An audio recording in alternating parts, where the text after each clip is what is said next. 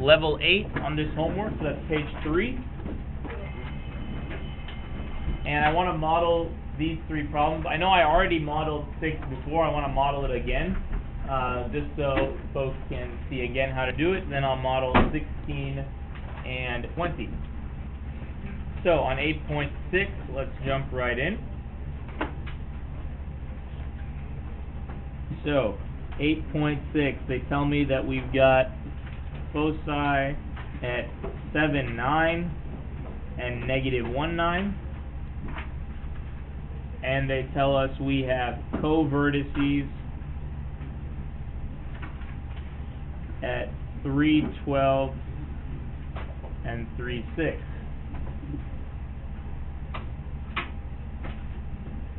Step 1 on a problem like this, we're trying to write the equation of the ellipse, is draw the picture and plot the points.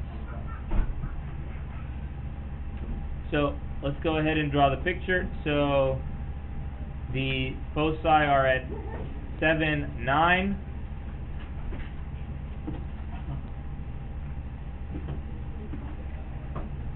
Negative 1, 9 as well.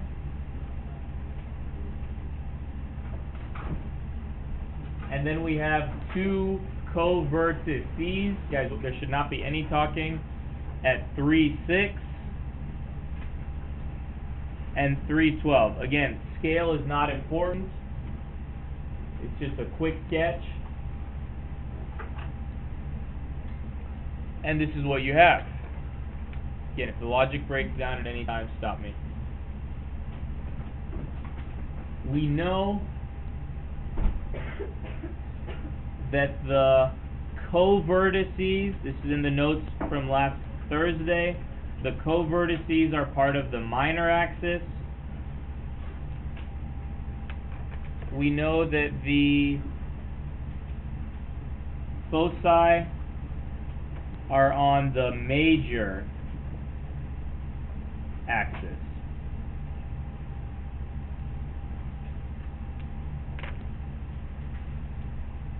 It's clear in this case that the major axis goes sideways. If the major axis goes sideways, we must have another fancy word for sideways is horizontal. So we have a horizontal ellipse.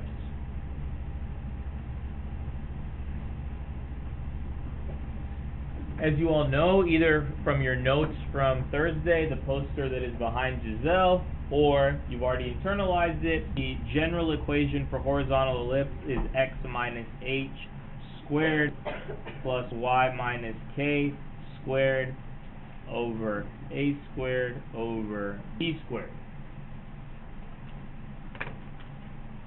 We know, of course, that we must find h, k, a, and b in order to write the equation. Well, we have the distance from the co-vertex to the center. This point must be the center. Center is where the major and minor axes cross. It must be here. We need to get the coordinates of the center. Center is the point where the major and minor axes cross. So the center is halfway between the 2 co-vertices, halfway between the 2 foci. The coordinates for the center are 3, 9. 3, 9 is halfway between the co-vertices and is also halfway between the focus. The 2 foci, excuse me.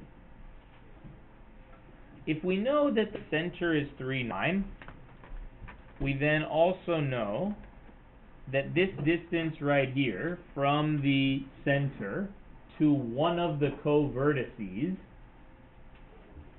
the distance from the center to one of the co-vertices, this is labeled either on the posters or in your notes, of course, or you might have already memorized it, is called the minor radius. The distance from center to one of the co-vertices is the minor radius. So in this case, the minor radius, which this is definitely on the poster, minor radius is labeled as b, The minor radius in this case is this long. Well, how long is this? 3,9 to 312. That is a distance of 3 units. Our minor radius is 3.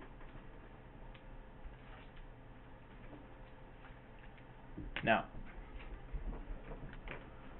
the next thing we know is that the distance from the center to a focus, I've underlined here in black, distance from center to focus, C is the distance. This is on the notes from last Thursday. C is the distance from the center to the focus. And in this case, that distance from 3,9 center to 7,9 focus is a distance of 4. So C equals 4. Now, of course, we know, this is on the poster as well and in your notes, that C equals square root of A squared minus B squared. So rewriting, C is equal to 4, and that is equal to square root. We have no idea what A squared is. All we know is that B is 3.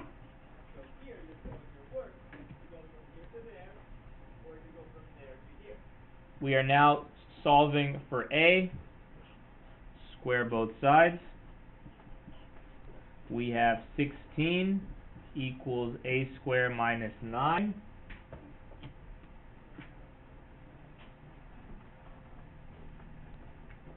Solving for A squared, of course, 25 equals A squared, so 5 equals A. Now you have A, you have B, you have center, write the equation. You have A, you have B, you have center, write the equation. The equation, of course, will be x minus h. H is the x-coordinate of the center. That's, of course, 3 divided by a squared. A is, of course, 5, so divided by 5 squared, plus y minus k. K is the y-coordinate of the center, of course, 9. Divided by b squared. B is 3. 3 squared, and that equals 1. Now, of course, just simplifying this, we have x minus 3 squared over 25 plus y minus 9 squared over 9 equals 1. Questions on that?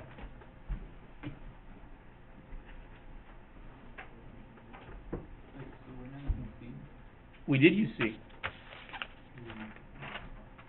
Because we said plugged it into to get A. Okay. All right. Let's continue forward. 8.16.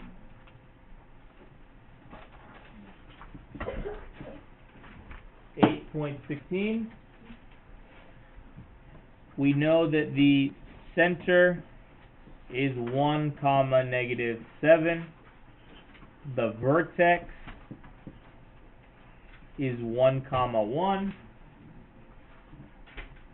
And C squared is 55.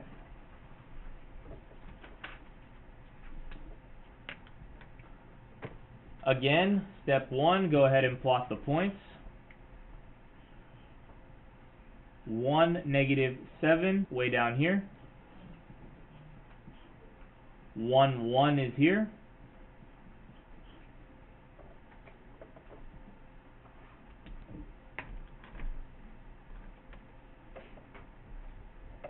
So here's what we got so far with the points. We know that the vertex, this is in your definitions and on the pictures, the vertex is on the major axis. So that means this must be the major axis in yellow. The vertex is part of the major axis. In fact, the vertex is the end point of the major axis. Then we know that the minor axis must go this way. Minor axis must go side to side. Major axis goes up and down. If the major axis goes up and down, major axis means longer. The longer axis goes up and down. A fancy word for up and down is vertical. So therefore we have a vertical ellipse.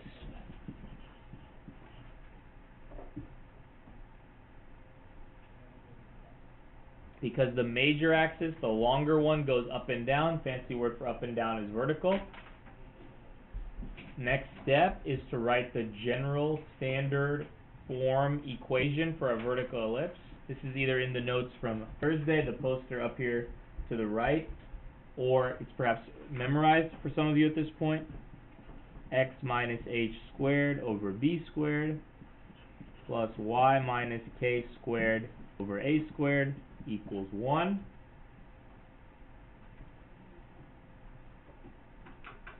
And now we need to identify h, k, a, and b.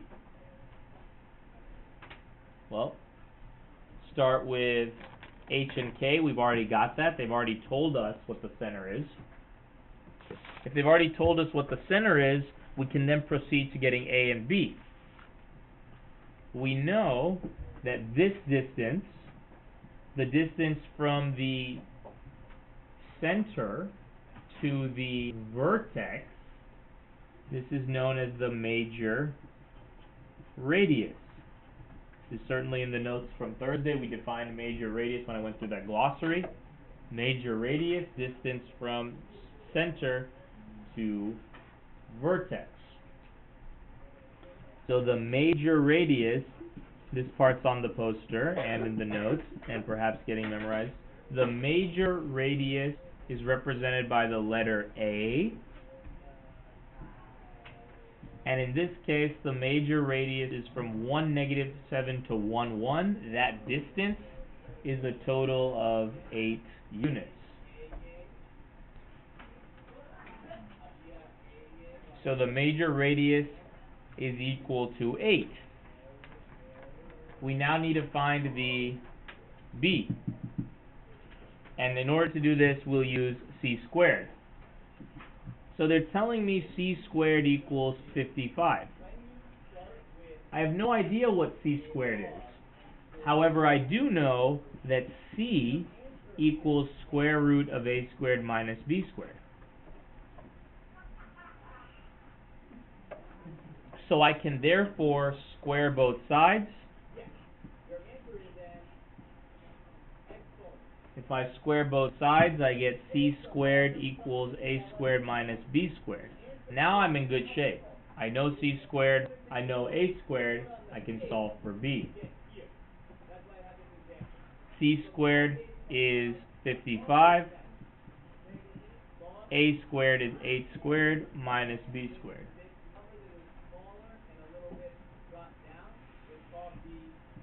55 equals 64 minus b squared. We want to get b squared now. Minus 64 on both sides. -9 equals -b squared. 9 equals b squared. 3 equals b.